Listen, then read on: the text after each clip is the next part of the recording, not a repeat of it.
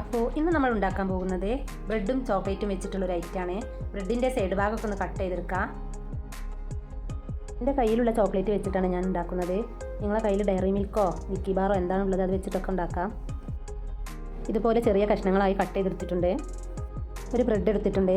ഒരു പാത്രത്തിൽ കുറച്ച് വെള്ളം എടുത്തിട്ട് ബ്രെഡ് ഇതുപോലെ ഒന്ന് നനച്ചെടുക്കുക. എന്നിട്ട് ചോക്ലേറ്റിൻ്റെ പീസ് ഇതിൻ്റെ നടുവിലായിട്ടൊന്ന് വെച്ചെടുക്കുക. എന്നിട്ടൊന്ന് ബോൾസാക്കി ഉരുട്ടിയെടുക്കുക. എല്ലാം ഇതുപോലെ ഒന്ന് ആക്കിയെടുക്കുക. ഒരു കോഴിമുട്ട എടുത്തിട്ടുണ്ട്. ഇത് നന്നായിട്ടൊന്ന് അരിച്ചെടുക്കാം.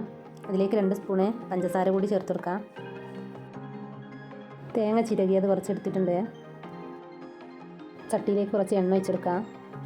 ഓരോ ബോൾസ് ഈ മുട്ടയിലൊന്ന് മുക്കിയിട്ട് തേങ്ങയിലൊന്ന് ഡിപ്പ് ചെയ്ത് എണ്ണയിലേക്ക് ഇട്ട് കൊടുക്കാം. എല്ലാ ബോൾസും ഇതുപോലെ ഒന്ന് ചെയ്തെടുക്കുക.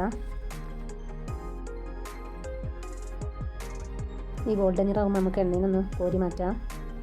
പാത്രത്തിലേക്ക് വെച്ചെടുക്കാം. അപ്പോൾ എല്ലാം ഇതുപോലെ നമ്മൾ ഫ്രൈ ചെയ്തെടുത്തിട്ടുണ്ട്. അപ്പോൾ ഇതിൻ്റെ മുകളിൽ നമ്മൾ ഡാർക്ക് ചോക്ലേറ്റ് ഒന്ന് മെൽറ്റ് ചെയ്ത് ഒഴിച്ചെടുത്തിട്ടുണ്ട്.